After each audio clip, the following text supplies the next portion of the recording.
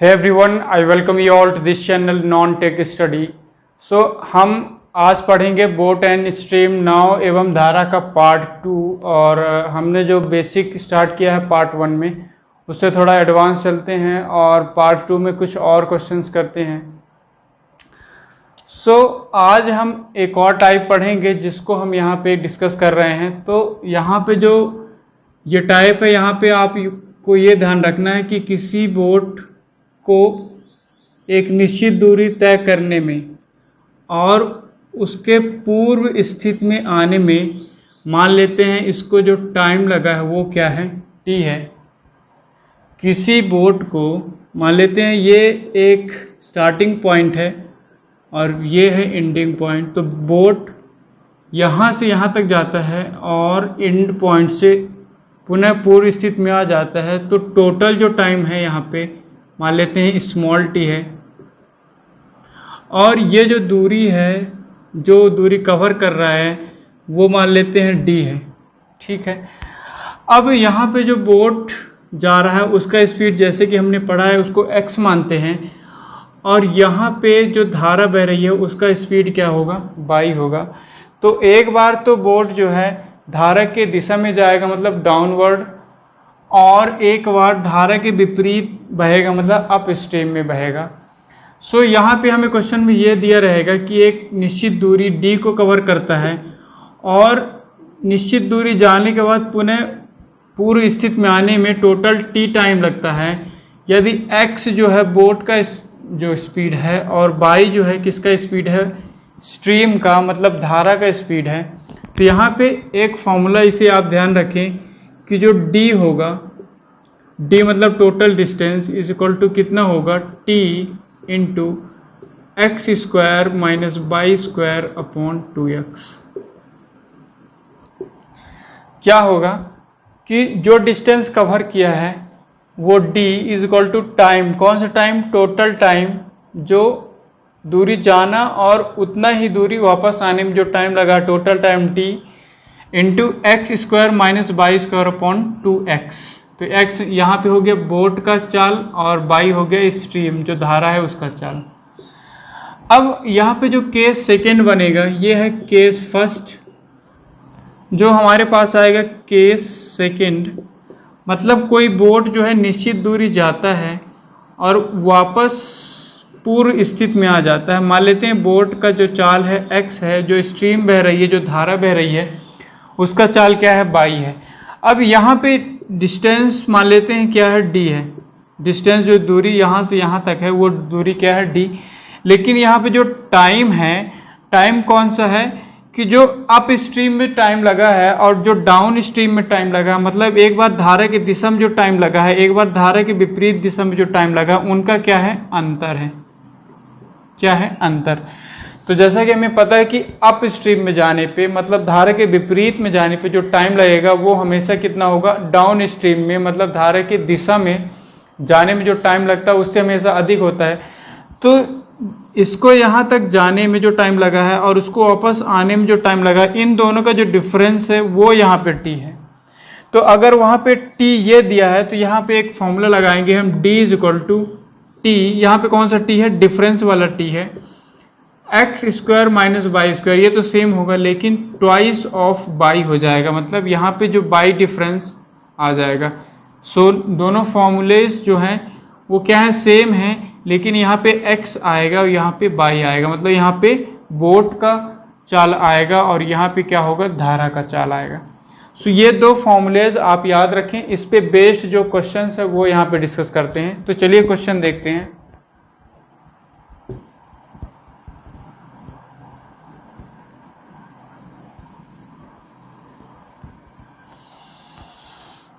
एक नाव की शांत जल में चाल जो है 19 किलोमीटर पर घंटा और धारा की चाल जो है 11 किलोमीटर पर घंटा। नाव जाने व वापस आने में कुल 9 सही 1/2 घंटा लेता है। तो नदी की लंबाई ज्ञात करना है। तो यहाँ पे क्या दिया है, बोट को जाना है और वापस आना है, ये दिया है। यहाँ पे x की वैल्यू दिया है, कितना दिया है, 19 किलोमीटर पर आवर। y की वैल्यू दिया है, कितना दिया है, 11 किलोमीटर पर आवर। और हमें क्या निकालना है, ये डिस्टेंस। और जो टोटल टाइम लग रहा है वो कितना है, जो टोटल टाइम लग रहा है जाना और आने में जो टोटल टाइम लग रहा है वो है 9 सही 1/2। इसको अगर हम सॉल्व करें तो 9 दूना 18 1 19/2। अब हमें पता है कि कौन सा टाइम यहाँ पे दिया है, जाने में और आने में जो टोटल टाइम लगा है वो टाइम दिया है। तो हमारे पास कौन सा फॉर्मूला आएगा, d = t x² - y² / 2x। x क्यों आया, क्योंकि हमारे पास टोटल टाइम दिया है तो यहाँ पे x आएगा। अब इसमें अगर पुट कर दें तो हमें d ही निकालना है। t कितना है 19/2, x कितना है 19 का स्क्वायर माइनस 11 का स्क्वायर अपॉन ट्वाइस ऑफ 19।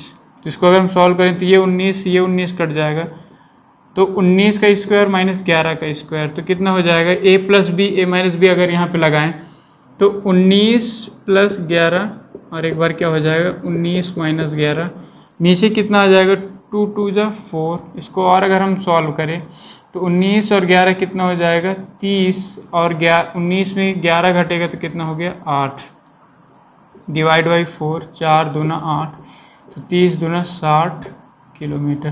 तो हमारे पास जो डिस्टेंस आ गया कि इस पॉइंट से इस पॉइंट का जो डिस्टेंस है वो क्या है, d है। ठीक है, देखते हैं अगला क्वेश्चन जो हमने टाइम का डिफरेंस वाला जो हमने फॉर्मूला पढ़ा उस पे बेस्ड एक क्वेश्चन और देख लेते हैं। सो जैसा कि यहाँ पे क्वेश्चन लिखा है, एक नदी की लंबाई 40 किलोमीटर है, धारा की चाल 3 किलोमीटर पर घंटा है, नाव वापस आने में जाने से 6 घंटा ज़्यादा लेता है, तो शांत जल में नाव की चाल ज्ञात करो। तो यहाँ पे कौन सा t दिया है, t दिया है कौन सा, डिफरेंस वाला t, मतलब t डिफरेंस यहाँ पे दिया है, कितना दिया है 6 घंटे। अब हमें पता है कि अगर t जाने में और आने में जो टाइम का डिफरेंस है अगर वो t है तो हमारे पास जो फॉर्मूला आता है d = कितना होता है t x² - y² upon twice of by 2 आता है। अब यहाँ पे क्या क्या दिया है, d दिया है कितना 40 किलोमीटर, टाइम कितना दिया है यहाँ पे जाने में वापस आने में जाने से 6 घंटे ज़्यादा, मतलब जो डिफरेंस दिया है t वो यहाँ पे है 6 × x। धारा की चाल दिया है, हमें नाव की चाल निकालना है मतलब x निकालना है, x² - बाई कितना दिया है 3 का square upon twice of by की वैल्यू कितना दिया है 3। इसको अगर हम सॉल्व करें तो 3 दूना 6 ये कट गया तो हमारे पास आ जाएगा 40 = x² - 9। तो यहाँ से x² आ गया 49, तो x कितना हो गया 7 km/h। तो हमारे पास क्या आ गया, ये कौन सा है, बोट का, मतलब किसका है, ये नाव का चाल है। तो हमने इस तरह इस फॉर्मूले का यूज करके हमने जो नाव है उसका चाल ज्ञात कर लिए। तो आपको 2 फॉर्मूले याद करना है, अगर जाने में और आने में टोटल टाइम दिया है तो डिवाइड बाय 2x वाला फॉर्मूला लगाएंगे, अगर जाने में और आने में जो टाइम का डिफरेंस दिया है तो डिवाइड बाय 2y का फॉर्मूला लगाएंगे। तो चलिए और कुछ क्वेश्चंस जो इसमें रह गए हैं बोट एंड स्ट्रीम में, क्योंकि ये ज़्यादा बड़ा टॉपिक है नहीं तो इसमें जो कुछ क्वेश्चन और रह गए हैं वो यहाँ पे डिस्कस कर लेते हैं।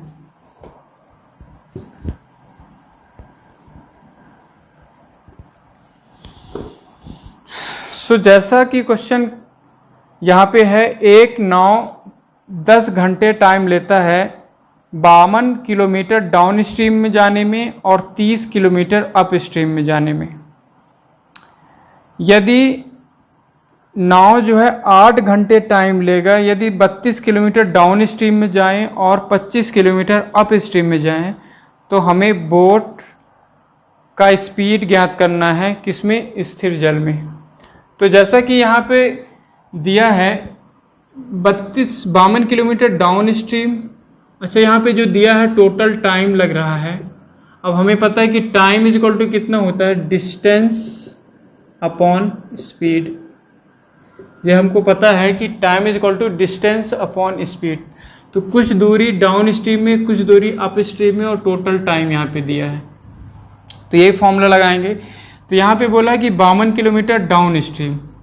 अब जैसे हमें पता है कि जब डाउन स्ट्रीम में बहता है तो जो उसका नदी का जो चाल हो जाता है या बोट का जो चाल हो जाता है कितना हो जाता है, दोनों के नाव एवं धारा के चाल के सम के बराबर, योग के बराबर हो जाता है। तो अगर यहाँ पे दिया है 52 किलोमीटर डाउन स्ट्रीम, तो 52 क्या हो गया हमारा यहाँ पे डिस्टेंस हो गया, और डाउन स्ट्रीम में जा रहा है मतलब क्या हो जाएगा x प्लस बाई।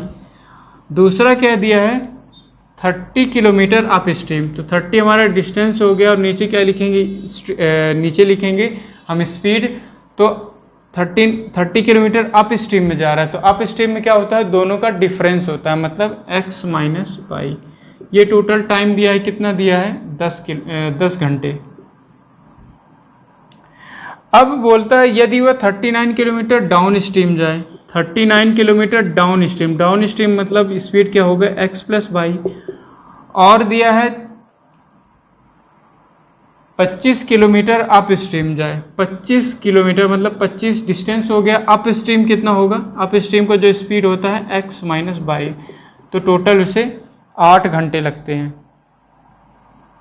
ठीक है, अब हमें क्या निकालना है, x की वैल्यू निकालना है। क्या निकालना है, x की वैल्यू। अब इक्वेशन हमारे पास क्या है, दो वेरिएबल है, तो हम इक्वेशन को क्या करते हैं, सॉल्व कर सकते हैं। तो अगर हम देखें किसी एक को कैंसिल हमें करना है यहाँ पे, तभी हम इन्हें सॉल्व कर पाएंगे। तो या तो हम 25 और 30 को इक्वल बना ले, या 39 और 52 को इक्वल बना ले। तो अगर 39 और 52 को देखें तो 13 दूना 26, 13 39, 13 चौको 52, मतलब ये जो 39 क्या लिखा हुआ है 13 इंटू 3, और ये कितना लिखा है 13 इंटू 13 चौको 52। तो यहाँ पे 3 और 4 का डिफरेंस है। अगर इस इक्वेशन में हम 4 का मल्टीप्लाई कर दें और इस इक्वेशन में हम 3 का मल्टीप्लाई कर देंगे, तो ये पूरा ये जो पार्ट है वो क्या हो जाएगा इक्वल, और हम उसे क्या कर देंगे डिफरेंस ले लेंगे। तो हम क्या करेंगे, इक्वेशन फर्स्ट में 3 का मल्टीप्लाई किए हैं, एंड इक्वेशन सेकेंड में किसका मल्टीप्लाई करेंगे हम 4 का। तो देखिए फर्स्ट इक्वेशन कितना हो जाएगा हमारे पास 52 है, उसमें 3 का मल्टीप्लाई किए हैं divide by x plus y, और ये 3 का मल्टीप्लाई करेंगे तो 3 into 30 upon x minus y is equal to 10 into 3। दूसरा इक्वेशन में हमने 4 का मल्टीप्लाई किया, मतलब 39 into 4 divide by x plus y plus 25 into 4 divide by x minus y is equal to 8 into 4। अब जैसे कि पता है इन दोनों का मल्टीप्लाई क्या है, सेम है। तो इक्वेशन फर्स्ट में सेकंड को अगर हम घटा दें, माइनस कर दें, तो ये माइनस हो जाएगा, ये माइनस हो जाएगा, और ये माइनस, ये दोनों सेम है, तो ये कैंसिल हो गया। अब इसमें से इसको अगर घटाएं तो 30 तिहाई 90 upon x minus by minus 25 choco 100 upon x minus by, ये कितना हो गया 30 माइनस 4 8 32। इसको अगर हम सॉल्व करें तो ये कितना हो जाएगा -10 अपॉन एक्स माइनस बाई, और ये कितना हो जाएगा -2, माइनस से माइनस कैंसिल, तो जो x माइनस बाई कितना हो गया 10/2 मतलब 5। x माइनस बाई हमारे पास क्या आ गया 5। अब इस वैल्यू को हम किन्हीं एक इक्वेशन में पुट कर देते हैं। तो चलिए अगर हम इस इक्वेशन में पुट कर दें तो x माइनस बाई की वैल्यू यहाँ पे पुट कर देते हैं, तो ये कितना हो जाएगा 39 upon x plus by 25 upon x minus by की वैल्यू कितना आ गया हमारे पास 5 इज इक्वल टू 8। तो ये हो गया 5 25। इसको अगर और सॉल्व करें तो 39 अपॉन एक्स प्लस बाई कितना हो गया 8 माइनस 5 कितना हो गया 3। अब इसको अगर इससे कट कर दें तो ये 13। तो हमारे पास जो आ गया x प्लस बाई वो कितना आ गया 13। अब हमारे पास x प्लस बाई आ गया है, हमारे पास x माइनस बाई आ गया है। अगर हमें x निकालना है तो दोनों इक्वेशन क्या करेंगे हम जोड़ देंगे। तो अगर यहाँ पे हम लिखें हमारे पास है x minus y is equal to कितना है 5 और x प्लस बाई कितना है हमारे पास 13। अगर दोनों को जोड़ दें तो ये x बाई से बाई कट जाएगा तो 2x इज इक्वल टू कितना हो गया 13 5 18 x is equal to 9 kilometre per hour. तो क्वेश्चन में यही पूछा है कि बोट का स्थिर जल में चाल ज्ञात करो। तो ये हमारा हो जाएगा आंसर। तो इस टाइप के भी क्वेश्चन आते हैं, आप इसको जितना जल्दी सॉल्व करेंगे अदरवाइज ये कैलकुलेटिव ही बनेगा। तो इसमें आपको ये ध्यान रखना है कि या तो x माइनस बाई या x प्लस बाई किन्हीं एक टर्म को कैंसिल करना है, तो मतलब इन दोनों को इक्वल कर लो या तो इन दोनों को इक्वल कर लो, फिर उसके बाद इनको सॉल्व करेंगे, एक वैल्यू आ जाएगी, दूसरी वैल्यू को इन दोनों केसों में किसी एक में पुट करेंगे तो दूसरा वैल्यू आ जाएगा, फिर वहाँ पे x या y निकाल सकते हैं। तो चलिए कुछ और क्वेश्चन बोट एंड स्ट्रीम में जो बच गए हैं उसे कर लेते हैं। कि क्वेश्चन यहाँ पे जैसा आप देख रहे हैं कि एक बोट 5 घंटे लेता है 30 किलोमीटर डिस्टेंस को डाउन स्ट्रीम में कवर करने में। यदि डाउन स्ट्रीम का स्पीड और अप स्ट्रीम का स्पीड दोनों का डिफरेंस 2 किलोमीटर पर घंटे है, तो बताओ कितने समय में यह boat 40 kilometre distance up stream में कवर करने में लेगा। तो जैसा कि यहाँ पे दिया है 5 घंटे लेता है 30 किलोमीटर डाउन स्ट्रीम में कवर करने पे। जैसा कि हमें पता है कि अगर बोट डाउन स्ट्रीम में जाता है तो स्पीड कौन सा होता है, x प्लस बाई। अब x प्लस बाई क्या हो गया हमारा स्पीड, और स्पीड इज इक्वल टू क्या होता है, डिस्टेंस अपॉन टाइम। तो जो डिस्टेंस कवर करता है कितना, 30 किलोमीटर, कितने टाइम में, 5 घंटे में। तो इसको अगर हम सॉल्व करें तो 5 छक्का 30, ये हो गया हमारा डाउन स्ट्रीम में। अब बोलता है डाउन स्ट्रीम और अप स्ट्रीम, डाउन स्ट्रीम और अप स्ट्रीम इन दोनों का डिफरेंस हमें कितना दिया है, 2 किलोमीटर। अब जैसा कि हमें पता है कि डाउन स्ट्रीम में जो स्पीड होता है वो हमेशा अप स्ट्रीम के स्पीड से बड़ा ही होता है, क्योंकि डाउन स्ट्रीम में जो रिजल्टेंट स्पीड होता है वो होता है x प्लस बाई, और अप स्ट्रीम में क्या होता है, x माइनस बाई। तो प्लस वाला हमेशा बड़ा ही होता है। तो डाउन स्ट्रीम का अगर स्पीड हमारे पास 6 है और डाउन स्ट्रीम और अप स्ट्रीम का स्पीड के बीच का जो डिफरेंस है कितना है, 2 किलोमीटर पर घंटे। तो अब हमें पता चल गया कि अप स्ट्रीम में जो स्पीड होगा वो कितना होगा, 6 माइनस 2, क्योंकि अप स्ट्रीम का स्पीड जो होगा डाउन स्ट्रीम से कम ही होगा। और डिफरेंस अगर 2 है तो अगर 6 डाउन स्ट्रीम का है तो अप स्ट्रीम का स्पीड कितना हो जाएगा, 4 किलोमीटर पर आवर। अब ये बोलता है कि 40 किलोमीटर अप स्ट्रीम में चलने में कितना टाइम लगेगा। तो जैसा कि हमें पता है टाइम इज इक्वल टू क्या होता है, डिस्टेंस अपॉन स्पीड। तो कितना डिस्टेंस चलना है इसे, 40 किलोमीटर, और स्पीड कौन सा होगा, अप स्ट्रीम में, मतलब अप स्ट्रीम का स्पीड कितना आ गया हमारे पास, 4। इसको सॉल्व करेंगे तो ये हो जाएगा 10 आर। सो ऐसे हम बोट एंड स्ट्रीम को क्वेश्चन को सॉल्व करेंगे। आई होप आपको ये जो क्वेश्चंस है समझ में आ रहे होंगे और हर टाइप के क्वेश्चन को आप अपनी कॉपी में राइट डाउन करते हैं। So these were questions of boat and stream. Boat and stream कोई बड़ा टॉपिक नहीं है एक्चुअली, ये सब time, speed and distance and then train then boat दोनों मिला के एक ही टॉपिक है। सो इसी तरह हमने बोट एंड स्ट्रीम को भी कवर कर लिया है। अब आगे नए टॉपिक स्टार्ट करेंगे। And if you like the video, please hit the like button and subscribe my channel. Thank you for watching.